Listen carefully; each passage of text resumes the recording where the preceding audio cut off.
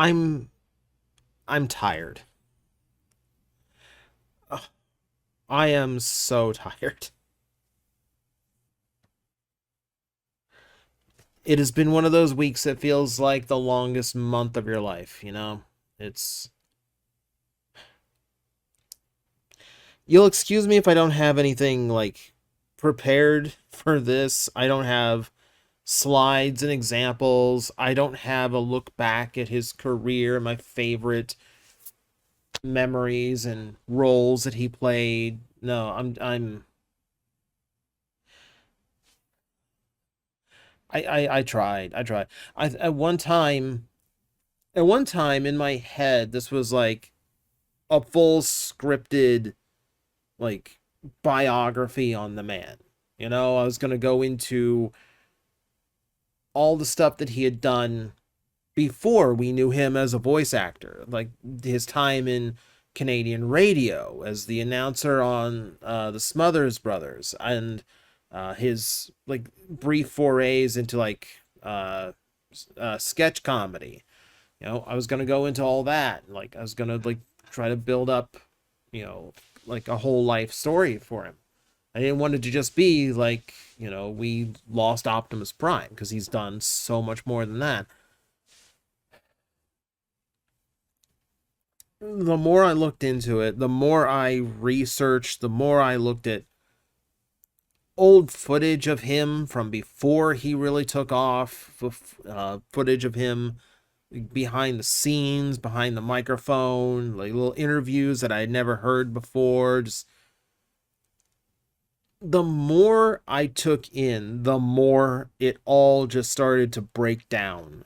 And whatever I was trying to come up with and formulate was just not happening. So at some point we will get to it again. At some point I will probably come around and go, here's a full retrospective of the career and life of Peter Cullen. And I'm sorry, it's like today it's not in me. Today it's like me. I and the thing is, like it kind of wasn't unexpected. We knew that for the last couple of years the man has had health issues. It's one reason why I did videos about like it's okay to find new people for Optimus Prime and things like that, because like we very aware we were not going to have him forever, and it felt like it was getting close. Like he came in to, he came back to voice acting for Invincible, and I thought, okay, well maybe we have some time left here, and then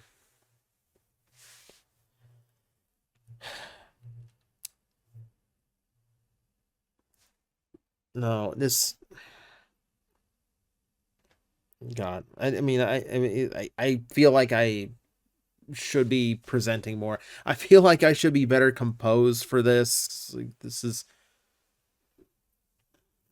you know, this is, you know, probably one of the biggest events that's going to happen during the course of this channel's lifespan, and like right now it's not there.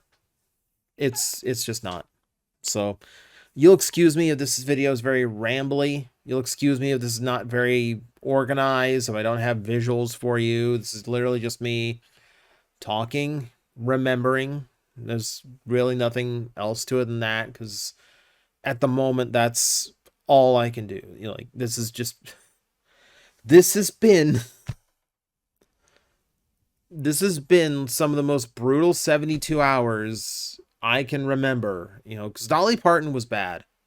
Like, I'm not big on country music, but I never minded hers. I respected her immensely as a person for everything she did, everything she fought for, everyone she defended. Like, that is massively inspirational, you know, and just how incredibly generous she was with what she had. And then Tim Curry yesterday, like, and even part of me going like, what is my place here?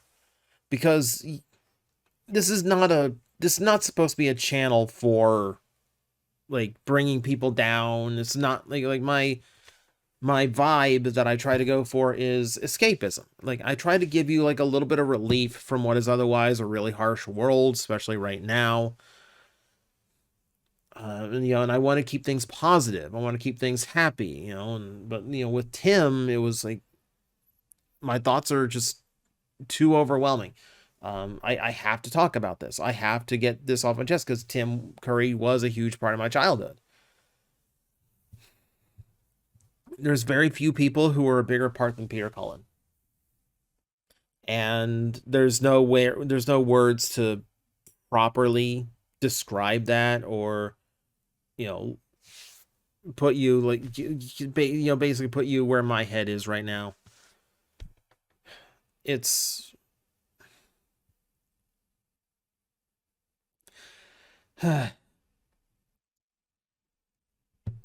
in the research I did, just started realizing just how much this man had done all across my life. And it's things you forget about. There's the fun stuff that I like remembering. The times he did get to work again with Frank Welker. He did that for the Rocklord movie, where they were technically playing the same character, and I'm positive casting did that intentionally. There was Megas XLR, where they revisited those two as rival characters. They did so they just recently in Invincible. So and it was amazing to hear him with Frank Welker. It was pointed out on socials that it is a really good thing that Frank finally started doing convention appearances, so we could actually see those two together, because they were always delightful together. You could tell that they had been friends ever since the original Transformers series ended. You know, and that brings me into things like um checking it, like like being reminded of like the awards and accolades that Peter earned over his career. So he got the cement feet for the in the at the Chinese theater. He does, to my knowledge, doesn't have a star on the Walk of Fame. Deserves one. But he was honored with the handprints in the cement. Uh, and honored with a Lifetime Achievement Award from the Emmys. That was presented by Frank. And it was the inverse. When Frank won it earlier, Peter was the one to present that award to him. So I love that. And I love that acceptance speech is online for you to watch. It is, a fantastic little recap of a lot of, what made Peter him. I'm trying to pull things together. I am trying very hard to just kind of pull things together. It's beyond just Optimus Prime. Obviously, Optimus Prime is just huge in my childhood. That's one of my very first heroes. That is, one of my very first toys that I remember was an Optimus Prime that I played with so much that eventually the left arm broke off. And then move on to my Power Master Optimus Prime, and that got played with so much the trailer peg broke off. I was an Optimus Prime kid. Of course I was. To realize how much more he did, and the things that I forget about. He's Eeyore from Winnie the Pooh. And I don't see anyone who could recreate Eeyore any more than I can see anyone recreate Optimus Prime. It's just a delivery and a cadence that's just ideal for a character, and you don't want to see anyone else do it. I was recalled that he did Monterey Jack in The Rescue Rangers, another show I grew up with and really, really loved as a kid. And had no idea back then. No idea back then that the voice of the big red and blue robot that was such a hero to me uh, was also this cheese obsessed rat. It's the wonderful like chameleon aspect of voice acting that I deeply love and respect. Um, you know, like little iconic things that I don't think about all the time, like being the he's the little vocal chitters behind the Predator. He is the original voice of Mario all the way back in Saturday Supercade. Oh my god, what else? Well, god, there's so much. It's weird. It's like even as I'm like sitting here, like it's all rushing in and it's all leaving at the same pace. Just this constant flow of, oh, there's that, and then it just leaves. And I don't, and sometimes I'm mid thought and I don't even get a chance to bring it up.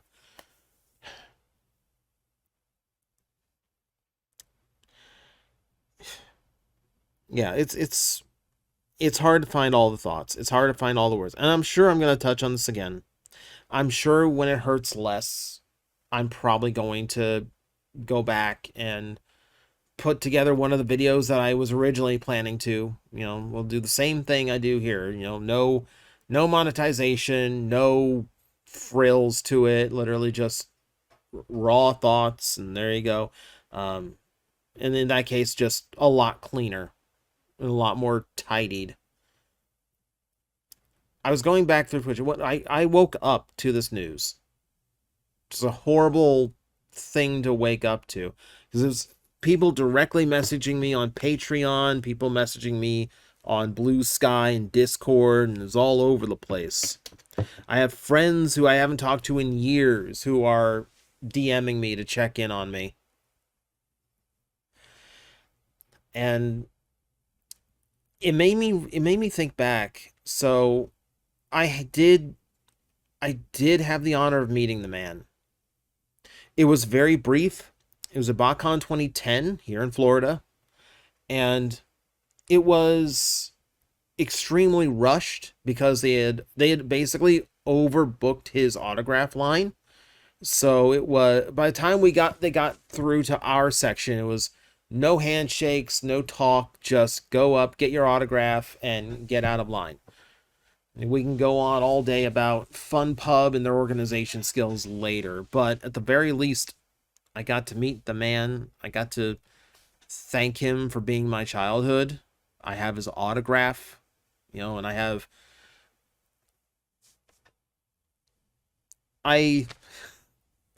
I got into work late because recall like I had all the footage from BotCon 2010. I've just never put it together. So I grabbed the clip of me getting the autograph with Peter. It's footage of me and him together. I can prove I met the man, and I posted on Blue Sky. It's not enough. Like originally I was thought to myself, well, I was in line with my old friends like Sean and Jazz Santi, and like we were in line together, and like I remember like okay, there was some fun parts of this. At least someone in line went nuts over the shirt, like the hot shot shirt I was wearing. Um, so I wanted to see if there was enough to just post that today, so I didn't have to figure anything out or try to maintain myself. It's just like a 20-second nothing. I posted on Blue Sky. If anyone actually does want to go see it, it's over there right now. But I'm thrilled that I did, even if it was as brief as it was. And even if all I got to do is thank him for being my childhood and coming to Florida, like that's more than so many ever got. I am fortunate that I have that. That was the first time my original DVD had been autographed. It has since been joined by 11 other, so 10 other signatures from performers. And I would love to keep adding to it. And just like have Peter's name right there, broad, the biggest autograph on there, as it should be.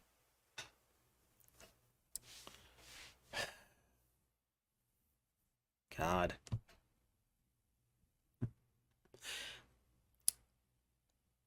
I feel like I should be doing so much more, but also I know a lot of people are in the exact same circumstance. Like, I didn't want to just do the same thing I did yesterday for Tim Curry because like that feels disingenuous. that feels like I'm just like a factory churning out these memorial videos in the exact same style, in the exact same format. And so I didn't want to do that. I didn't have it in me to do a full thing. So I feel like this isn't enough. Like, of course it's not enough. It's Peter Cullen. The most I can do right now is just try to hold myself together. I have a lot of other friends who are hurting. I know a lot of other friends who are shattered over this. This has been a hell of a week. My God, this week. And I know people who are, I know people who absolutely loved like Tim Curry and Dolly Parton too, and I know they're having a even far worse time than I am. And I love those people too, but not to that extent, like not to a Peter Cullen extent. So I try to keep that in mind. I try to keep that in mind that I've got people who are also hurting a lot. I'm trying to hold myself together so they have someone to lean on, so they have a shoulder to cry on. I'll I will figure out my thoughts and I will figure out my crying later. You know, for now I'm here. And that's all I can be right now is here.